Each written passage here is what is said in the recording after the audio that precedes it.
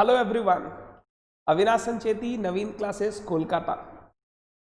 अब क्योंकि CA final का सिलसिला स्टार्ट हो रहा है, CA final financial reporting, strategic financial management वाले सब्जेक्ट्स नवीन क्लासेस आपके लिए इंट्रोड्यूस कर चुका है। तो कुछ छोटे छोटे कॉन्सेप्ट से हम लोग बात को स्टार्ट करेंगे, चीज़ों को समझना स्टार्ट करेंगे एंड फिर दिसंबर लास्ट वीक, जनवरी फर्स्ट वीक से फुल फ्लेजेड क्लासेस जिसको बोलते हैं वो आपके लिए लेकर आएंगे। आज एक बहुत छोटा सा वर्ड जिसके ऊपर एक पूरा इंडिया इज बेस्ड है, उस वर्ड को आपके सामने डिस्कस करना चाहता हूं, आपके साथ डिस्कस करना चाहता हूं। और जो उस वर्ड से रिलेटेड डाउट्स रहते हैं बच्चों के, उन डाउट्स को क्लियर करना चाहता हूं। The word is investment property. Investment property word को दो पार्ट में बांट देता हूं, एक इन्वेस्टमेंट, दूसरा प्रॉपर्टी। प्रॉपर्टी से नॉर्मली हम लोग जो समझते हैं वो है लैंड एंड बिल्डिंग। अब इस कॉन्सेप्ट को स्टार्ट करने से पहले लैंड एंड बिल्डिंग अगर एक एंटिटी, बिजनेस एंटिटी के पास लैंड एंड बिल्डिंग है, तो जब उस लैंड एंड बिल्डिंग को एज एन एसेट वो बैलेंस शीट में प्रेजेंट करेगा, वो लैंड एंड बिल्डिंग किस तरीके से क्लासिफाई किया जाएगा, सबसे पहले ये सीखना बहुत जरूरी है। अगर मैं बात करूं land and building as an asset का, इसका जो क्लासिफिकेशन है या कोई भी एसेट का जो क्लासिफिकेशन है, हम लोग उस क्लासिफिकेशन को करते हैं डिपेंडिंग ऑन द यूज और intention of use of the asset से। लैंड एंड बिल्डिंग को आप चाहो तो एक प्रॉपर्टी, प्लांट एंड इक्विपमेंट की तरह क्लासिफाई कर सकते हो। लैंड एंड बिल्डिंग को आप चाहो तो एक इन्वेस्टमेंट प्रॉपर्टी की तरह क्लासिफाई कर सकते हो। क्या होता है इन्वेस्टमेंट प्रॉपर्टी, वही सीखना है। लैंड एंड बिल्डिंग को इन्वेंट्री की तरह क्लासिफाई कर सकते हो, depending on the nature of use और intention of use of that particular land and building. Normally हम लोगों का आदत होता है ऐसा कि लैंड एंड बिल्डिंग दिखा, एकदम झट से मुंह से निकल गया फिक्स्ड एसेट को ही हम लोग प्रॉपर्टी, प्लांट, इक्विपमेंट बोलते हैं। बट ऐसा जरूरी नहीं है। आप अगर किसी कंपनी की ऑडिट कर रहे हो, आप अगर किसी से बात कर रहे हो एक लैंड एंड बिल्डिंग को लेकर, आप प्लीज लैंड एंड बिल्डिंग को fixed asset, property, plant, equipment बोलने से पहले एक बार सामने वाले से जरूर पूछ लेना, ये लैंड एंड बिल्डिंग जो आपके पास है, ये किस इंटेंशन से आप होल्ड कर रहे हो। डिफरेंट यूज हो सकते हैं लैंड बिल्डिंग के। जैसे मैं एग्जांपल लूं, मेरे क्लासरूम का एग्जांपल, मेरे बिजनेस का एग्जांपल अगर लूं, मैंने एक बिल्डिंग मेरे पास एक है, वो बिल्डिंग मैं क्लासरूम के रूप में यूज कर रहा हूं। क्लासरूम के रूप में अगर मैं क्लासरूम के रूप में बिल्डिंग को यूज कर रहा हूं, तो ये बिल्डिंग यूज हो रही है for the purpose of providing services in the business which I am engaged in. मैं जिस बिजनेस में, प्रोफेशन में हूं, वहां पे रेगुलर कोर्स ऑफ ऑपरेशन में सर्विसेज प्रोवाइड करने के लिए मेरे को ये बिल्डिंग लगती है। तो ये एक क्लासिफिकेशन हो गया। हो सकता है अभी कलकत्ता में राजरहाट वाला एरिया डेवलप हो रहा है, एक सस्ता में लैंड या लैंड के साथ बिल्डिंग मेरे को मिल रहा था, बोल रहा था पूरा का पूरा आपका जो बिल्डिंग या लैंड है वो आपको 50 लाख में दे देंगे। मेरे को लग रहा है कि राजरहाट धीरे धीरे डेवलप हो रहा है, मेट्रोज वगैरह डेवलप की जा रही है, 5 साल 10 साल में इस प्रॉपर्टी का भाव बढ़ के 2 करोड़ रुपए हो जाएंगे। उस समय इस प्रॉपर्टी को बेच देंगे। हमको चाहिए नहीं, मेरे को यूज नहीं करना है, मेरे पास आइडल फंड्स पड़े हैं, ये आइडल फंड्स आइडल रखने से अच्छा कहीं इन्वेस्ट करूं, तो मैंने सोचा क्यों ना एक प्रॉपर्टी में इन्वेस्ट किया जाए, अगर उसका फ्यूचर में दाम बढ़ेगा तो हम लोग कमा लेंगे उससे। अगर मान लो मैं एक रियल एस्टेट बिल्डर हूं, मैंने एक बिल्डिंग बना रखी है, बिल्डिंग होल्ड कर रखी है, जहां मेरा इंटेंशन है इस बिल्डिंग को सेल करूंगा, जो आएंगे लोगों को फ्लैट्स के रूप में कट करके बिल्डिंग को सेल करूंगा। तो एक जो लैंड एंड बिल्डिंग आपके पास है बिजनेस एंटरप्राइज में, वो डिफरेंट इंटेंशन से आप होल्ड कर सकते हो, और उसी के ऊपर ये डिफरेंट क्लासिफिकेशन आते हैं। The word property, plant, equipment, the word inventory I'll be discussing, but क्योंकि ये words आपको इंटर लेवल से आते हैं, तो अभी मैं इस वीडियो में ये वर्ड्स के ऊपर ज्यादा इंफेसिस नहीं दे रहा। मेरे को जिस वर्ड पे इंफेसिस देना है वो है word investment property. Sir investment property होता क्या है, एक बेसिक बात तो बताओ। अगर सिंपल लैंग्वेज में बोलूं ना मेरे भाई, इन्वेस्टमेंट प्रॉपर्टी का मतलब हो गया property held as investment। Property held as investment, दो वर्ड है, प्रॉपर्टी और इन्वेस्टमेंट। अगर मैं किसी प्रॉपर्टी को इन्वेस्टमेंट की तरह होल्ड करता हूं तो उसको हम लोग बोलते हैं investment property. Sir what do you mean by the word property? Property means land और बिल्डिंग। जहां इमूवेबल प्रॉपर्टी की बात कर रहा हूं, यहां मूवेबल प्रॉपर्टी कवर नहीं है, यहां इमूवेबल प्रॉपर्टी लैंड बिल्डिंग को कवर किया गया। Land building, land and building दोनों मिला के, या बिल्डिंग का कोई एक पार्ट, जैसे हो सकता है मैंने पूरा का पूरा बिल्डिंग ओन कर रखा है, या हो सकता है एक बिल्डिंग का फर्स्ट फ्लोर ओन कर रखा है, या हो सकता है बिल्डिंग का एक फ्लैट ओन कर रखा है, तो वो एक फ्लैट या एक पूरा फ्लोर या एक पार्ट ऑफ द लैंड और building will also be considered as a property. Investment की तरह होल्ड करना मतलब, इन्वेस्टमेंट की तरह अगर आपके पास कोई एसेट है, वहां पर आपका इंटेंशन होता है कि उस एसेट से हम लोग रिटर्न अर्न करेंगे, return in the form of rentals, या फ्यूचर में दाम बढ़ने से हम लोग जब उस एसेट को सेल करेंगे तो हमारे यहां कैपिटल एप्रिसिएशन होगा। तो जब मैं किसी प्रॉपर्टी को इस इंटेंशन से अपने पास रखता हूं कि मैं उस प्रॉपर्टी से रेंटल कमाऊंगा, मैं उस प्रॉपर्टी को फ्यूचर में बेच के कैपिटल एप्रिसिएशन कमाऊंगा, ऐसी प्रॉपर्टी को हम लोग बोलते हैं इन्वेस्टमेंट प्रॉपर्टी। कोई भी आपसे पूछे, उसको सिंपल लैंग्वेज में समझाना हो, एकदम इजीली बोलो, कोई भी प्रॉपर्टी जो मैंने इन्वेस्टमेंट के इंटेंशन से होल्ड कर रखी है वो है इन्वेस्टमेंट प्रॉपर्टी। पहले बताओ बात समझ में आया? Sir investment as an asset, आपने जो बताया बचपन में हमने सीखा कि कोई भी एसेट अगर हम लोग होल्ड करते हैं for the purpose of earning return and for capital या और फॉर कैपिटल एप्रिसिएशन, उसको इन्वेस्टमेंट बोलते हैं। सर क्या इन्वेस्टमेंट को और किसी तरीके से समझा जा सकता है? देखो इन्वेस्टमेंट एक ऐसा एसेट है ना, एक ऐसा एसेट है जो नॉर्मली हमारे पास जो सरप्लस बचता है, हम लोग बिजनेस किसी और चीज का कर रहे हैं, हमारे पास कुछ सरप्लस बचा, उस सरप्लस को हमने कहीं और लगा दिया ताकि हम रिटर्न कमा सके। पैसा को आइडल रखने से अच्छा कहीं लगा दो ताकि उससे रिटर्न वगैरह कुछ कमा सके, ताकि प्रॉफिट्स हो सके। अब इन्वेस्टमेंट वाला जो एसेट है ना, वो एक ऐसा एसेट है जो इंडिपेंडेंटली, बहुत इंपॉर्टेंट वर्ड बोल रहा हूं मैं, ध्यान से सुनिएगा इस वर्ड को, जो इंडिपेंडेंटली कैश फ्लो जनरेट कर सकता है, इंडिपेंडेंटली कैश फ्लो जनरेट कर सकता है। उसे बिजनेस के दूसरे एसेट्स की जरूरत नहीं है, उसे बिजनेस की और किसी रिसोर्स की जरूरत नहीं है, वो अकेला ही केपेबल है कैश फ्लो जनरेट करने में। जब कोई एक एसेट ऐसे इंडिपेंडेंटली कैश फ्लो जनरेट करे without the use of other asset, वो इन्वेस्टमेंट का एक बहुत इंपॉर्टेंट कैरेक्टरिस्टिक होता है। मान लो मेरा ही एग्जांपल, मेरे पास 2 लैंड एंड बिल्डिंग है। एक लैंड एंड बिल्डिंग मैंने होल्ड कर रखा है क्लासरूम पर्पस के लिए, एक लैंड एंड बिल्डिंग मैंने होल्ड कर रखा है राजरहाट में, क्योंकि मैंने पैसा कमाया, सरप्लस बचा हुआ था, क्या करे दूसरे एवेन्यूज में जहां देख रहा था उतना अच्छा रिटर्न नहीं था, तो मैंने किया राजरहाट में एक लैंड खरीद लिया। ये लैंड 5 साल 10 साल बाद बेच के कैपिटल एप्रिसिएशन कमाने का इच्छा है। ये जो लैंड का कैश फ्लो आएगा फ्यूचर में, या ये लैंड को मान लो मैंने एक बिल्डिंग खड़ी करके उसको रेंट पे दिया, या ये लैंड को मैंने किसी को एग्रीकल्चर पर्पस के लिए रेंट पे दे दिया, तो ये लैंड से जो मेरा कैश फ्लो जनरेट होगा, चाहे रेंट का चाहे फ्यूचर में जाके सेल का, इसका जो कैश फ्लोज है वो इंडिपेंडेंटली जनरेट होगा विदाउट द यूज और interference of the other resources of the enterprise. तो कोई भी एसेट को इन्वेस्टमेंट होने के लिए 2 चीज, इंटेंशन है रिटर्न कमाना, चाहे in the form of rental और कैपिटल एप्रिसिएशन। दूसरा, वो एसेट कैश फ्लो जनरेट कर सकता है independently without the interference of other resources और assets of the business entity. हम लोगों को किसी दूसरे एसेट का यूज नहीं करना, ये इंडिपेंडेंटली खुद जनरेट करेगा। ऐसा अगर किसी एसेट में कैरेक्टरिस्टिक हो, उसको बोलते हैं investment. Accounting standard end S की बात करूं तो इंड एस 40 ने इन्वेस्टमेंट प्रॉपर्टी का ये डेफिनेशन दिया। क्या बोला उसने? इन्वेस्टमेंट प्रॉपर्टी मतलब एक लैंड या बिल्डिंग या बोथ या पार्ट ऑफ अ बिल्डिंग जिसको हम होल्ड कर रखे हैं फॉर अर्निंग रेंटल्स, भाड़े पे चढ़ाएंगे, भाड़े पे, और कैपिटल एप्रिसिएशन शॉर्ट टर्म नहीं, लॉन्ग टर्म, अर्निंग रेंटल्स और कैपिटल एप्रिसिएशन रेदर देन मतलब हमारे पास जो कैश फ्लोज आएंगे वो या तो रेंटल से आएंगे या कैपिटल एप्रिसिएशन से।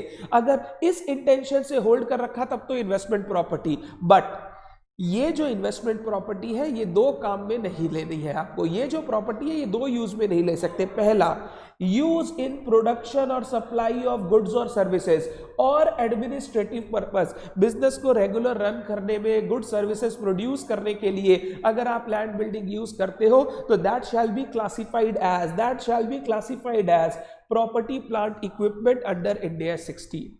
अगर आप कोई भी लैंड बिल्डिंग को यूज कर रहे हो for the purpose of production of goods, rendering of services, business का administration, that can not be termed as investment property, that shall be termed as a property plant equipment. इसको एक बहुत अच्छा नाम दिया गया है, ओनर ऑक्यूपाइड प्रॉपर्टी। क्या बोलते हैं?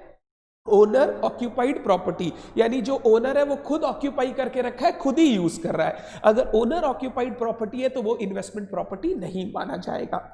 या फिर sale in the ordinary course of business, अगर कोई एसेट, लैंड, बिल्डिंग आपने सेल के लिए रख रखा है in the ordinary course of business, आपका काम है उसको ऑर्डिनरी कोर्स बिजनेस में सेल करना, डील करना, फिर वो कैटेगराइज किया जाएगा as an inventory under Ind AS 2, वो इन्वेस्टमेंट प्रॉपर्टी नहीं माना जाएगा। तो अगर इन्वेस्टमेंट प्रॉपर्टी वर्ड का मतलब समझना है एकदम basic, property held as investment. Property क्या? लैंड एंड बिल्डिंग बोथ या पार्ट ऑफ अ बिल्डिंग, ठीक है। हेल्ड एज इन्वेस्टमेंट, इन्वेस्टमेंट का कैटेगरी क्या है, मतलब कैरेक्टरिस्टिक क्या है? पहला, हमने इसको होल्ड कर रखा है for the purpose of earning return in the form of rentals और कैपिटल एप्रिसिएशन। दूसरा, it can generate cash flow independently without the use और interference of other resources of the business enterprise. अगर किसी asset में ये characteristic होती है, ये इंटेंशन होती है, उसको हम लोग इन्वेस्टमेंट प्रॉपर्टी बोल के क्लासिफाई करेंगे हमारी बैलेंस शीट। पहले बताइए, इन्वेस्टमेंट प्रॉपर्टी वर्ड का मतलब समझ में आया, बट दो चीजें आप नहीं कर सकते। क्या? यूज इन प्रोडक्शन और supply of goods and services, administrative purposes और sale in the ordinary course of business. अगर आप ये करते हो तो फिर वो इन्वेस्टमेंट प्रॉपर्टी नहीं है। सर बात बिल्कुल क्लियर है, बिजनेस एंटिटी के पास सरप्लस फंड्स पड़े हैं, वो सरप्लस फंड्स को एक लैंड, बिल्डिंग या प्रॉपर्टी में इन्वेस्ट कर रखा है ताकि उससे फ्यूचर में रेंटल कमा सके या फ्यूचर में दाम बढ़ेगा तो बेच के कैपिटल एप्रिसिएशन कमा सके। ये पैसा नॉर्मली जो सरप्लस फंड है ये लॉन्ग टर्म के लिए सरप्लस पड़ा है। आपको दिख रहा है in coming 5 years 10 years down the line हमको इस पैसे की जरूरत नहीं है, तो डिविडेंड की तरह ना बांट के या आप घर ना ले जाके इसको प्रॉपर्टी में इन्वेस्ट कर दिए ताकि और भी कुछ हमारे पास रिटर्न या प्रॉफिट जनरेट हो सके। ऐसी प्रॉपर्टी को हम लोग बोलते हैं इन्वेस्टमेंट प्रॉपर्टी। सिंपल एग्जांपल, पापा के पास सरप्लस फंड्स बचे, पापा ने बोला राजरहाट में एक फ्लैट खरीद के रख दो। सर पापा रहने जाएंगे? नहीं। पापा वहां पे ऑफिस बनाएंगे? नहीं। तो पापा क्यों ले रहे हो? पापा बोले 2 साल 5 साल 10 साल बाद दाम बढ़ेगा प्रॉपर्टी का वहां पे, उस समय बेच देंगे, बेच के प्रॉफिट कमा लेंगे। अगर ऐसे इसके लिए हमने प्रॉपर्टी खरीदा, ये इन्वेस्टमेंट प्रॉपर्टी है।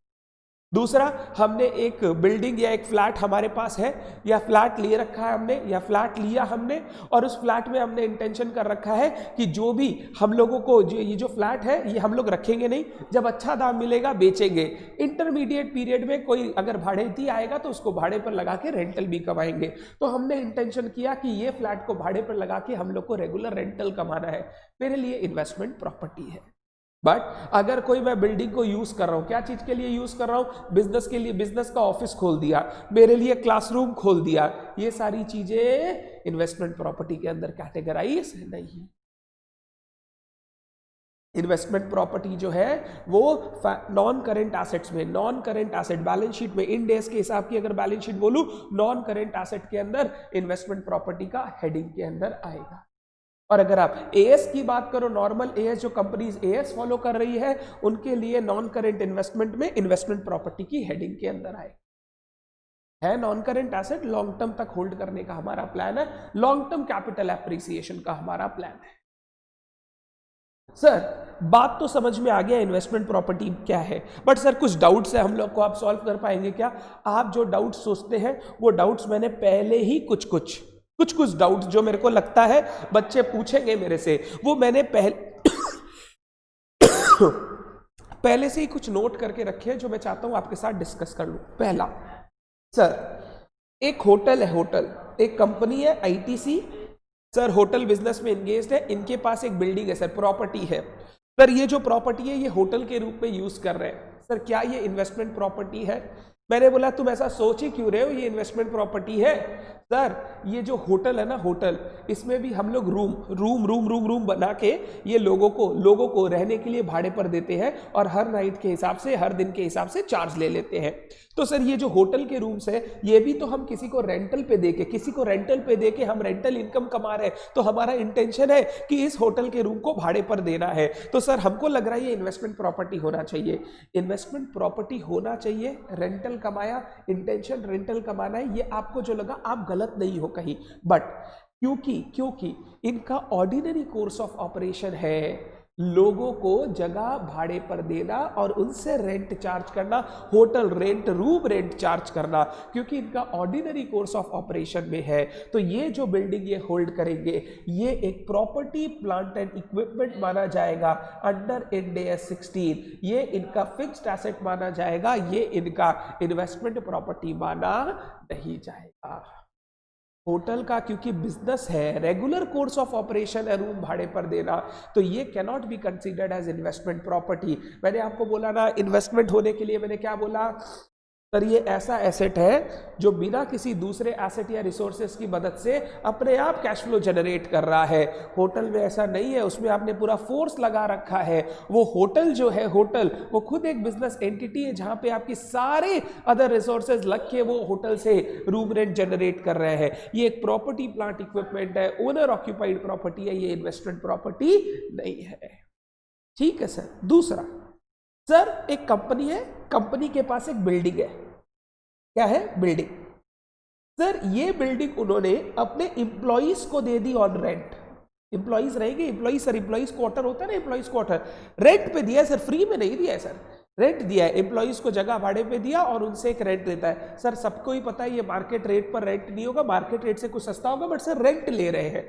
तो सर इस बिल्डिंग से भी कंपनी का इंटेंशन है रेंट जनरेट करना, एम्प्लॉइज को भाड़े पर दिया, उससे रेंट जनरेट कर रहा है, क्या ये इन्वेस्टमेंट प्रॉपर्टी है? Again the answer is no. ये भी हमारे बिजनेस ऑपरेशंस को चलाने के लिए है, ये भी हमारा प्रॉपर्टी, प्लांट, इक्विपमेंट है, इंड AS 16 में जाएगा, ये इन्वेस्टमेंट प्रॉपर्टी नहीं है। तो चाहे होटल की बात करो, चाहे एम्प्लॉइज को दिए गए क्वार्टर्स की बात करो और रेंट, ये दोनों ही हमारे इन्वेस्टमेंट प्रॉपर्टी की क्लासिफिकेशन में नहीं आते, क्योंकि यहाँ मेन मोटिव रेंट जनरेट करना नहीं, ये रेगुलर कोर्स ऑफ ऑपरेशन में यूज किए जाने वाली बिल्डिंग है जो PPE बोल के इंड AS 16 में क्लासिफाई की जाएगी। नेक्स्ट, सर मान लो एक प्रॉपर्टी है मेरे पास, खाली पड़ी है सर, खाली। देखो प्रॉपर्टी खाली हो या यूज हो रही हो, इंटेंशन जो था उसके हिसाब से सेग्रीगेशन होगा। अगर आपका इंटेंशन है उसमें ऑफिस चलाएंगे, अपने एकदम क्लियर है, ऑफिस चलाएंगे, कुछ दिन के लिए खाली है, वापस अपने उसको ऑफिस बना लेंगे, तो वो PP।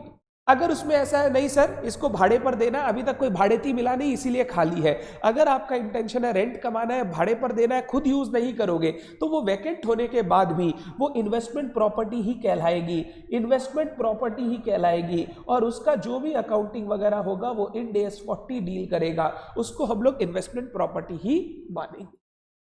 Next, property held for undetermined future use. Sir एक प्रॉपर्टी ले लिए, सोचे थे जो अच्छा सस्ता में मिल रहा था, अच्छा जगह पे मिल रहा था, सर ले लिए, अब आगे जो भी यूज लगेगा उसी यूज में ले लेंगे। सर अभी तक कोई इंटेंशन क्लियर नहीं है।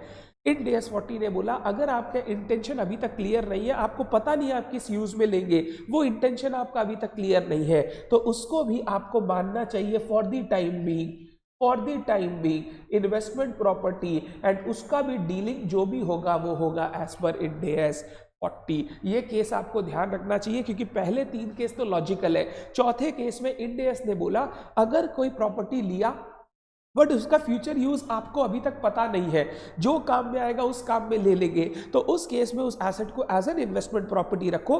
फ्यूचर में जाके अगर आपको ऐसा लगा ऑफिस बनाना है तो फिर वो क्लासिफिकेशन आप चेंज कर सकते हो, बट एज ऑफ नाउ जब तक उसका यूज डिटरमाइन नहीं होता वो क्या माना जाएगा? इन्वेस्टमेंट प्रॉपर्टी माना जाएगा इंड AS 40 के हिसाब से। नेक्स्ट, अगर किसी प्रॉपर्टी का सर एक से ज्यादा यूज है तो सर आपने तो अभी तक बोला हमारा इंटेंशन है रेंटल कमाना। मान लो सर हमारे पास एक बिल्डिंग है, बिल्डिंग में first floor second floor, sir first floor में हम ऑफिस बनाएंगे, सेकंड फ्लोर हम दे देंगे भाड़े पे।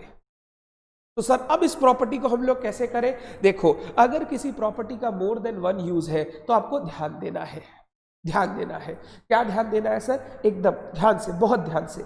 मैंने जो अभी एग्जाम्पल लिया, एग्जाम्पल क्या लिया? एक प्रॉपर्टी है, ठीक है, उस प्रॉपर्टी में 2 फ्लोर है, ये हो गया आपका फर्स्ट फ्लोर, ये हो गया आपका सेकंड फ्लोर, फर्स्ट फ्लोर हो गया आपका ऑफिस, सेकंड फ्लोर आपका हो गया फॉर रेंटल, भाड़े पे देना है आपको, ठीक है सर। अब अगर ये प्रॉपर्टी सेपरेबल है, सेपरेबल है मतलब फर्स्ट फ्लोर और सेकंड फ्लोर अलग अलग से बेचे जा सकते हैं, अलग अलग से आप इनको यूज कर सकते हो। ऐसा नहीं है अगर किसी को फ्यूचर में या आज के दिन बिल्डिंग बेचने जाओ तो वो बोलेगा दोनों एक साथ देना पड़ेगा, फर्स्ट फ्लोर सेकेंड फ्लोर, ऐसे है तो एक ही बिल्डिंग के बाद, बट वो सेपरेबल है, उनको सेपरेटली डील किया जा सकता है, सेल किया जा सकता है, लीज किया जा सकता है। उस केस में आपको ये प्रॉपर्टी को 2 पार्ट में डिवाइड करना पड़ेगा। First floor will be classified as property plant equipment, क्योंकि ये हमारा बिल्डिंग जो हम ऑफिस यूज के लिए ले रहे हैं owner occupied property. The second floor will be classified as investment property, second floor will be classified as investment property. But अगर सर ये सेपरेशन पॉसिबल नहीं है, मान लो सर एक ही फ्लैट है, एक फ्लैट है हमारे पास, इस फ्लैट में 2 रूम है, एक रूम में ऑफिस और दूसरा रूम किसी को भाड़े पर लगा दिया। अब सर रूम वाइज बेचना फ्लैट को पॉसिबल नहीं है, फ्लैट पूरा ही बिकेगा। उस केस में हम लोगों को चेक करना पड़ेगा, हम लोगों को चेक करना पड़ेगा क्या सिग्निफिकेंट यूज है। नॉर्मली एएस ने, इंड एएस ने क्या बोला, अगर जो आपने ओनर ऑक्यूपाई कर रखा है, ओनर ऑक्यूपाइड पोर्शन है, वो अगर इनसिग्निफिकेंट है, इनसिग्निफिकेंट है, बहुत छोटा सा पोर्शन आपने खुद के लिए रखा, मेजॉरिटी पोर्शन आपने दे दिया भाड़े पर, ओनर ऑक्यूपाइड पोर्शन अगर इनसिग्निफिकेंट है, तो फिर उस केस में इस प्रॉपर्टी को डील करो as an investment property, as an investment property.